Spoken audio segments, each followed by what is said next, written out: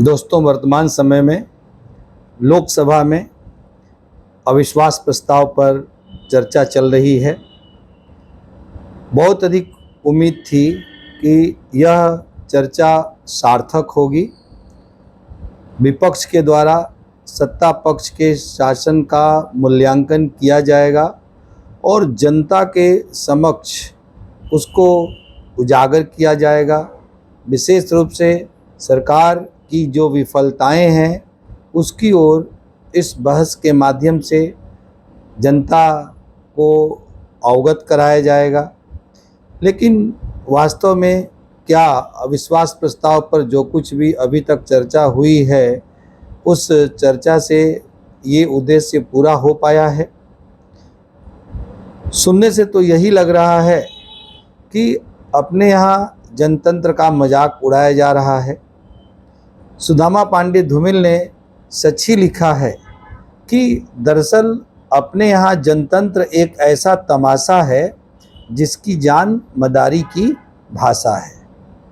तो हो भी यही रहा है, चाहे सत्ता पक्ष हो या विपक्ष हो, ये दोनों ही पक्ष के लोग जन समस्याओं से पूरी तरह से विमुख हैं और केवल अपने राजनीतिक नफ़े और नुकसान को ध्यान में रखते हुए अपने न्यस्त स्वार्थों के अखाड़े के रूप में संसद का और अविश्वास प्रस्ताव का इस्तेमाल कर रहे हैं। अविश्वास प्रस्ताव का मूल उद्देश्य क्या है?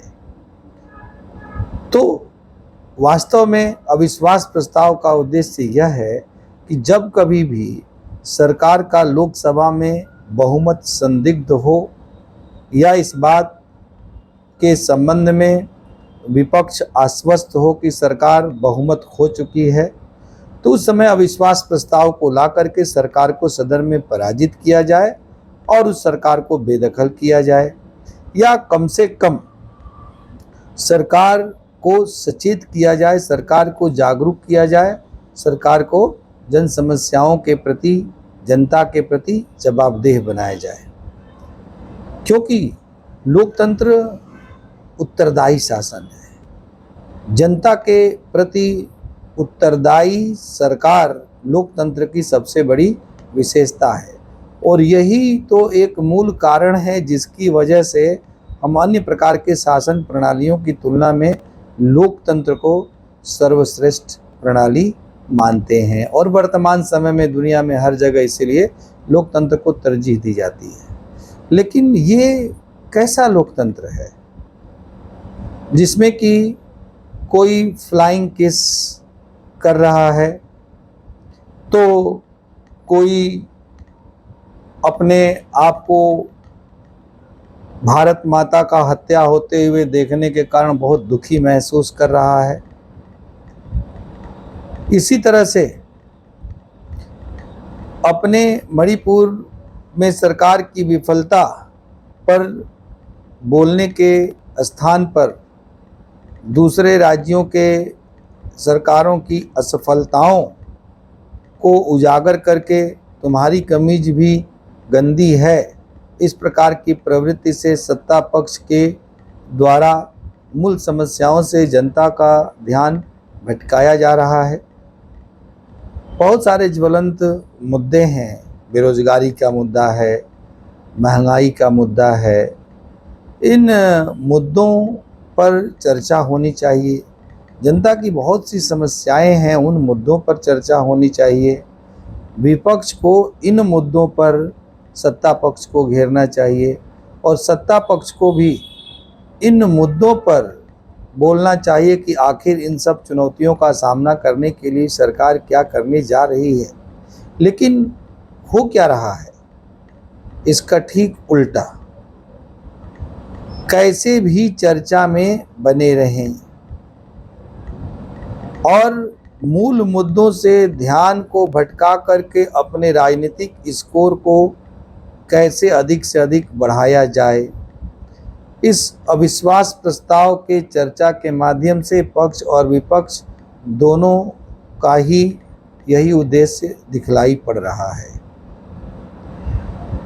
अत्यंत ही दुखद प्रतीत होता है कि संसद की कार्यवाही के ऊपर जहां इतना अधिक पैसा खर्च होता है, उस बेशकीमती समय को किस तरह से बर्बाद किया जा रहा है। क्या जनता अपने जनप्रतिनिधियों को इन्हीं सब चीज़ों के लिए निर्वाचित करके भेजती है? क्या वास्तव में ये लोग जनप्रतिनिधि, जनता के प्रतिनिधि कहलाने के हकदार हैं? जनता की किन समस्याओं को ये लोग उठा रहे हैं? यह अत्यंत विचारणीय है।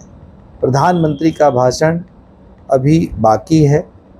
विपक्ष का उद्देश्य यही था कि अविश्वास प्रस्ताव के माध्यम से मणिपुर के मुद्दे पर प्रधानमंत्री को बोलने के लिए विवश कर दिया जाए, क्योंकि अविश्वास प्रस्ताव का नियम है कि अंत में प्रधानमंत्री के द्वारा उत्तर दिया जाता है। तो इसलिए प्रधानमंत्री को इस पर बोलना ही होगा और तब विपक्ष को मणिपुर के मुद्दे पर प्रधानमंत्री का वक्तव्य प्राप्त होगा। लेकिन सवाल ये उठता है कि इससे क्या हो जाएगा? केवल इस वक्तव्य को प्राप्त करने से क्या हो जाएगा? महत्वपूर्ण बात वक्तव्य देना नहीं है, महत्वपूर्ण बात है मणिपुर की समस्या का समाधान करना। और यदि इसमें विपक्ष कहीं पर भी सार्थक भूमिका निभाने में सक्षम है तो एक राष्ट्रीय समस्या, जैसा कि विपक्ष कह भी रहा है कि मणिपुर की समस्या एक राज्य की नहीं बल्कि देश की एकता अखंडता से जुड़ी हुई समस्या है, तो ऐसी समस्याओं पर तो पक्ष और विपक्ष दोनों के बीच में एक कॉन्सेंसस होना चाहिए, एक सर्वसम्मति होनी चाहिए। और विपक्ष के पास यदि समस्या को सुलझाने के लिए कुछ बेहतर उपाय हैं, कुछ बेहतर सुझाव हैं, तो राजनीतिक संकीर्ण भावना से ऊपर उठ कर के देश हित में सत्ता पक्ष को अपने उन विचारों से अवगत कराना चाहिए। केवल नस्तर चुभो देना ही समस्या का समाधान नहीं है। अभी जो विपक्ष कर रहा है वो नस्तर चुभो रहा है, वो केवल गलतियां बतला रहा है और वो गलतियां भी पूर्वाग्रह से ग्रस्त होकर के बतला रहा है।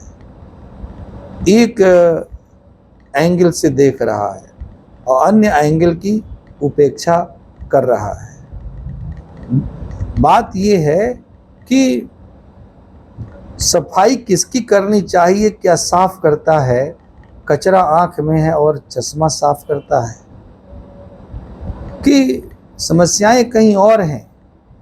उन समस्याओं को सुलझाने की, उन चुनौतियों का सामना करने की आवश्यकता है, लेकिन विपक्ष इसके माध्यम से अपनी राजनीतिक रोटी सेकना चाहता है।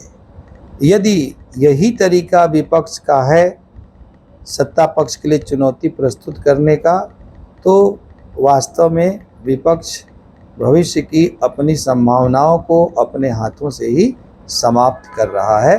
पता नहीं ये छोटी सी बात विपक्ष को क्यों समझ में नहीं आ रही है।